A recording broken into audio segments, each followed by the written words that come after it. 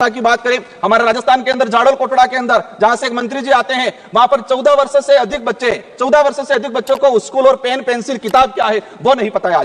आज देखा गया है यूनेस्को की एक रिपोर्ट में देश में 35% आदिवासी बच्चे ड्रॉप आउट हो रहे हैं और राष्ट्रीय औसत 12% है। 8%, मात्र 8% आदिवासी युवा उच्च शिक्षा की पढ़ाई पूर्ण कर पा रहा है। देश के अंदर देखा गया है वर्तमान में कि 85% आदिवासी परिवार की पहली पीढ़ी पढ़ रही है और 20% आदिवासी ऐसा है जिनकी पहली पीढ़ी भी आज पढ़ाई नहीं कर पा रही है। बकाया छात्रवृत्ति 2 साल से छात्रवृत्ति नहीं आ रही। हमारे राजस्थान के अंदर केंद्र से बजट रिलीज नहीं हुआ है। राष्ट्रीय विदेश छात्रवृत्ति योजना शुरू की 2013 के अंदर 20 बच्चे जा रहे थे आदिवासी समुदाय के, मैडम 1 मिनट का रहा है, और आज भी 20 बच्चे जा रहे हैं। 2013 में हमारे देश से विदेश में 1,90,000 बच्चे पढ़ने जा रहे थे। आज 2024 के अंदर 13 लाख जा रहे हैं, लेकिन आदिवासियों के लिए वो 20 सीटें हैं, वही 20 सीटें आज तक वो बढ़ाई नहीं गई है। काल के अंदर देखा गया है कभी माओवादियों के नाम से, कभी नक्सलवादियों के नाम से मारा जाता है। एट्रोसिटी में कई आदिवासियों को मारा गया। एनएसआरसी की एक रिपोर्ट बताती है कि वर्ष 2020 से 2025 मात्र 5 साल के अंदर 400 आदिवासी पुलिस मुठभेड़ में मारे गए हैं। आज मणिपुर का हत्याकांड, मणिपुर में देख लो, कई आदिवासियों को मारा गया है। छत्तीसगढ़ झारखंड का आम आदिवासी कभी उधर नक्सलवाद माओवादी की गोलियों के कहीं के निशाने पे है, उधर पुलिस की गोलियों पे निशाने है। बीच में आम व्यक्ति जो है वो आज उसके साथ अत्याचार हो रहा है। हर दिन एक न एक व्यक्ति मारा गया है। आदिवासी दलित पिछड़ों को सशक्त बनाए बिना हमारे देश भारत देश को सशक्त भारत बनाने की कल्पना करना एक कोरा सपना रह जाएगा। आज बजट में सशक्त भारत बनाने की बात चल रही है, बनना चाहिए, हम भी चाहते हैं। हमारा देश मजबूत बनना चाहिए, विश्व शक्ति बनना चाहिए, लेकिन स्थिति क्या है? हमारे देश का जो भविष्य कुपोषण की बेड़ियों में जकड़ा हुआ है। NFS 5 की रिपोर्ट बताती है कि आदिवासी बच्चों में 55% आदिवासी कुपोषित और उसमें भी 42% बच्चे गंभीर एनीमिया से पीड़ित है। और आज देखा गया इस बजट के अंदर कि कुपोषण को दूर करने के लिए कोई बजट का प्रावधान नहीं किया गया है। बेटी बचाओ बेटी पढ़ाओ का नारा लगा रहे हैं, बट हमारे देश की महिलाओं के लिए हम भी चाहते हैं कि मजबूत बने, सशक्त बने, लेकिन हकीकत क्या है? देश के अंदर देखा गया है कि आदिवासी समुदाय में विशेषकर हर तीसरी महिला कुपोषण का शिकार है और हर दूसरी महिला एनीमिया का शिकार है। आदिवासी बच्चों में शिशु मृत्यु दर राष्ट्रीय औसत से 30% अधिक है। 5 वर्षों से कम उम्र के आदिवासी बच्चों की मृत्यु का अनुपात राष्ट्रीय औसत से 61% अधिक है। राष्ट्र में अंतिम में कहना चाहूंगा, नरेगा के अंदर इस बार देखा गया बजट कोई नहीं बढ़ा गया है। नरेगा की मजदूरी 200 रुपए मिल रही है, उसको 600 रुपए तक किया जाए और 100 दिन का जो रोजगार है वो 200 दिन तक किया जाए। साथ ही आंगनबाड़ी कार्यकर्ता से हर प्रकार की सर्वे करा जाता है, सेंट्रल गवर्नमेंट इसको हैंडओवर करे और आंगनबाड़ी कार्यकर्ता सहायिका को एक राजकीय कर्मचारी का दर्जा दिया जाए और उसको नियमित करके भुगतान किया जाए। जल जीवन मिशन की बात हो रही थी, लेकिन ट्राइबल इलाके के अंदर 27% टारगेट अभी तक पूरा हुआ है, वो भी सैंक्शन धरातल पे पानी नहीं पहुंचा थी। संविधान के अंदर जो प्रावधान है 5वीं अनुसूची और 6वीं अनुसूची का और विशेषकर पैसा एक्ट को उसको धरातल पे लागू करने की सख्त जरूरत है। सभापति महोदय, देश के अंदर देखा गया है विस्थापन की जो समस्या, भारत देश में विकास के नाम से सबसे ज्यादा अगर कोई विस्थापित हुआ है तो आदिवासी समुदाय विस्थापित हुआ है। एक survey report Indian social institute की एक रिपोर्ट के अनुसार बताया गया है कि वर्ष 2010 से 2025 तक 15 सालों में 15 लाख आदिवासियों को विकास के नाम से विस्थापित किया गया है। वर्ल्ड बैंक की रिपोर्ट में बताया गया है कि विस्थापन आदिवासी समुदाय में से 50% आदिवासी परिवार पुनः विस्थापित नहीं हो पाते हैं। साथ ही भारत देश में एक सर्वे रिपोर्ट में आया है कि जो आदिवासी समुदाय है अपने जीवन काल के दौरान कम से कम 50% आदिवासी एक उम्र के अंदर 2 बार विस्थापित होते हैं। आजाद भारत में उस समाज को प्रताड़ित किया जा रहा है जिसका इतिहास का हर पन्ना खून से रंगा हुआ मिलेगा। क्योंकि आदिवासी जल जंगल जमीन की लड़ाई के लिए, देश की रक्षा के लिए मुगलों से, राजा रजवाड़ों से और अंग्रेजों से लड़ता आया, कभी झुका नहीं। माननीय सभापति महोदय, आपने मुझे बजट 2025-26 पर बोलने का जो अवसर प्रदान किया उसके लिए मैं धन्यवाद जोहार करना चाहूंगा।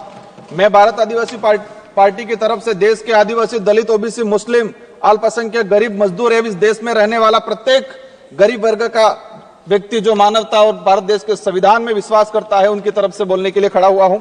आज देश का पढ़ा लिखा, डिग्रीधारी, शिक्षित, बेरोजगार युवा 200-300 रुपए में दिहाड़ी मजदूरी करने के लिए मजबूर हो रहा है और जो दूसरी तरफ जो विदेश में जा रहे हैं जो रोजगार के लिए, वो दोबारा पैरों में हाथों में बेड़ियां लेकर वापस लौट रहे हैं। ये हमारा देश की स्थिति है, पढ़े लिखे विशेषकर बेरोजगारों की। आदिवासी समुदाय ने जितना प्राकृतिक आपदा का कहर नहीं झेला है, उससे ज्यादा हजारों सालों से शोषण, अत्याचार, विस्थापन जैसे मानव निर्मित आपदाओं के कहर से जूझा है।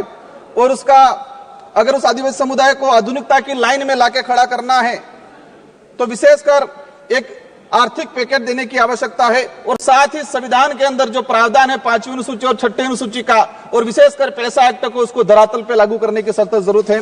सभापति महोदय, देश के अंदर देखा गया है विस्थापन की जो समस्या, भारत देश में विकास के नाम से सबसे ज्यादा अगर कोई विस्थापित हुआ है तो आदिवासी समुदाय विस्थापित हुआ है। एक survey report Indian social institute की एक रिपोर्ट के अनुसार बताया गया है कि वर्ष 2010 से 2025 तक 15 सालों में 15 लाख आदिवासियों को विकास के नाम से विस्थापित किया गया है।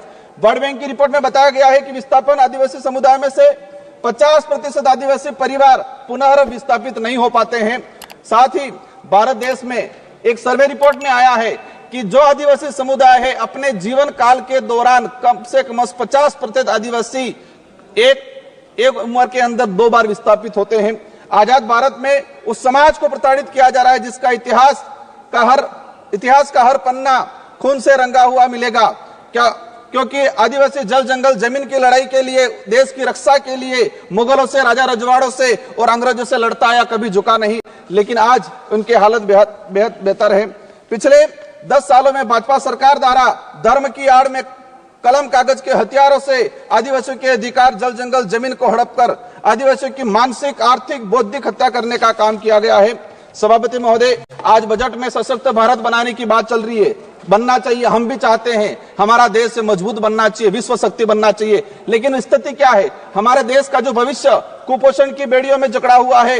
NFS 5 की रिपोर्ट बताती है कि आदिवासी बच्चों में 55% आदिवासी कुपोषित और उसमें भी 42% बच्चे गंभीर एनीमिया से पीड़ित है। और आज देखा गया इस बजट के अंदर कि कुपोषण को दूर करने के लिए कोई बजट का प्रावधान नहीं किया गया है। बेटी बचाओ बेटी पढ़ाओ का नारा लगा रहे हैं। हमारे देश की महिलाओं के लिए हम भी चाहते हैं कि मजबूत बने, सशक्त बने। लेकिन हकीकत क्या है? देश के अंदर देखा गया है कि आदिवासी समुदाय में विशेषकर हर तीसरी महिला कुपोषण का शिकार है और हर दूसरी महिला एनीमिया का शिकार है। आदिवासी बच्चों में शिशु मृत्यु दर राष्ट्रीय औसत से 30% अधिक है। 5 वर्षों से कम उम्र के आदिवासी बच्चों की मृत्यु का अनुपात राष्ट्रीय औसत से 61% अधिक है। माननीय सभापति महोदय, बाकी जो रहा, जो जीवन काल के अंदर देखा गया है, कभी माओवादियों के नाम से, कभी नक्सलवादियों के नाम से मारा जाता है। एट्रोसिटी में कई आदिवासियों को मारा गया। NSRC की एक रिपोर्ट बताती है कि वर्ष 2020 से 2025 मात्र 5 साल के अंदर 400 आदिवासी पुलिस मुठभेड़ में मारे गए हैं। आज मणिपुर का हत्याकांड, मणिपुर में देख लो, कई आदिवासियों को मारा गया है। छत्तीसगढ़, झारखंड का आम आदिवासी कभी उधर नक्सलवाद माओवादी की गोलियों के से कहीं के निशाने पे है, उधर पुलिस की गोलियों पे निशाने है। बीच में आम व्यक्ति जो है वो आज उसके साथ अत्याचार हो रहा है। हर दिन एक न एक व्यक्ति मारा गया है। आदिवासी दलित पिछड़ों को सशक्त बनाए बिना हमारे देश, भारत देश को सशक्त भारत बनाने की कल्पना करना एक कोरा सपना रह जाएगा। स्वास्थ्य सुविधा की देखा जाए, आदिवासी क्षेत्र में PSC CSP की, CAG की एक रिपोर्ट आई है कि आदिवासी बाहुल्य क्षेत्र में जितनी जो PSC CSC है वहां पर 60% डॉक्टरों के पद रिक्त हैं। देश में मात्र 18% आदिवासी गर्भवती महिलाओं को ही संस्थागत प्रसव का लाभ मिल पा रहा है। संस्थागत प्रसव का सिर्फ मात्र 18%। सभापति महोदय, 1 मिनट का रहा है। शिक्षा की बात करें, हमारे राजस्थान के अंदर झाड़ोल कोटड़ा के अंदर जहां से एक मंत्री जी आते हैं, वहां पर 14 वर्ष से अधिक बच्चों को स्कूल और पेन पेंसिल किताब क्या है वो नहीं पता है। आज देखा गया है यूनेस्को की एक रिपोर्ट में देश में 35% आदिवासी बच्चे ड्रॉप आउट हो रहे हैं और राष्ट्रीय औसत 12% है। 8%, मात्र 8% आदिवासी युवा उच्च शिक्षा की पढ़ाई पूर्ण कर पा रहा है। देश के अंदर देखा गया है वर्तमान में कि 85% आदिवासी परिवार की पहली पीढ़ी पढ़ रही है और 20% आदिवासी ऐसा है जिनकी पहली पीढ़ी भी आज पढ़ाई नहीं कर पा रही है। बकाया छात्रवृत्ति 2 साल से छात्रवृत्ति नहीं आ रही। हमारे राजस्थान के अंदर केंद्र से बजट रिलीज नहीं हुआ है। राष्ट्रीय विदेश छात्रवृत्ति योजना शुरू की 2013 के अंदर 20 बच्चे जा रहे थे आदिवासी समुदाय के। मैडम, 1 मिनट का रहा है। और आज भी 20 बच्चे जा रहे। 2013 में हमारे देश से विदेश में 1,90,000 बच्चे पढ़ने जा रहे थे। आज 2024 के अंदर 13 लाख जा रहे हैं। लेकिन आदिवासियों के लिए वो 20 सीटें हैं, वही 20 सीटें आज तक वो बढ़ाई नहीं गई है। राष्ट्र में अंतिम में कहना चाहूंगा, नरेगा के अंदर इस बार देखा गया बजट कोई नहीं बढ़ा गया है। नरेगा की मजदूरी 200 रुपए मिल रही है, उसको 600 रुपए तक किया जाए और 100 दिन का जो रोजगार है वो 200 दिन तक किया जाए। साथ ही आंगनवाड़ी कार्यकर्ता से हर प्रकार की सर्वे करा जाते हैं, सेंट्रल गवर्नमेंट इसको हैंडओवर करे और आंगनवाड़ी कार्यकर्ता सहायिका को एक राजकीय कर्मचारी का दर्जा दिया जाए और उसको नियमित करके भुगतान किया जाए। जल जीवन मिशन की बात हो रही थी, लेकिन ट्राइबल इलाके के अंदर 27% टारगेट अभी तक पूरा हुआ है, वो भी सैंक्शन धरातल पे पानी नहीं पहुंचा है। अंत में कहना चाहूंगा, एकलव्य मॉडल की बात चल रही थी। हम चाहेंगे अभी घोषणा के स्वागत करते हैं इस बात का, लेकिन उसको धरातल पे इंप्लीमेंट बहुत जल्दी होना चाहिए। किसानों की बात है, देखा गया किसानों पे गोलियां बरसाई जा रही। किसान क्या डिमांड कर रहा है? एमएसपी की डिमांड कर रहा है। किसान चाहता है जो खेत में जिस मेहनत से उसने कमाया है सभा की